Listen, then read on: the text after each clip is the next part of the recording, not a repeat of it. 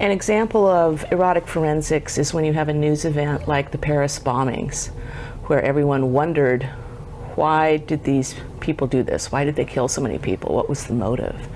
And you're going to have analysts from all over the world. And my immediate reaction is someone has to look at it from the sexual psychology or pathology of such an event. Right.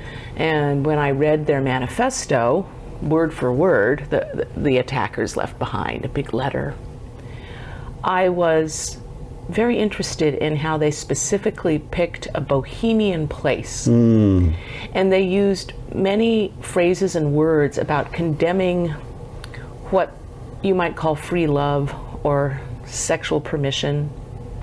There was this hurt sense that you got of someone who was like, well, no one would fuck me here, and I'm going to show you all.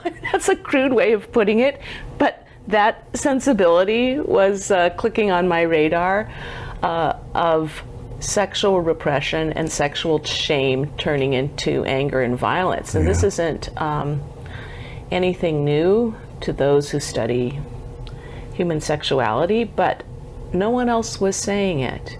And it was so forward to me. They didn't pick a hospital, a garrison, a government building. They picked a place where young people get together and have fun and get high and have sex. So it's a party they weren't invited to. Exactly. Yeah. A fun, free party where, And where women are empowered and not ashamed. Yes, where women have sex with whoever they say yes to, and so on. So that's an example, but it could be something. It could be something more whimsical when I go see Star Wars, since everyone is captivated by that movie this season. I'll go see it, and I'm sure there'll be some sexual idea I'll have about the film, and then I get to introduce that. I obviously see the world through much the same prism, and relating to your example, I really think that's an underlying cause of so much of what's going on, including in this country with the mass shootings. Oh, of course. It's almost always young men.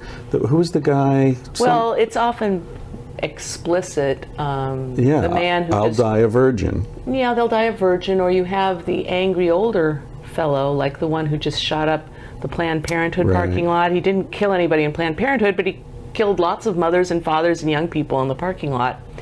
And when they started uncovering his story, well, he was thwarted and frustrated in many respects, down on his luck economically, had a habit of acquiring wives under deceptive means, abandoning them, having very strict rules for how they had to behave, but breaking them all himself. He had ads online looking for women who liked rough, kinky SM sex.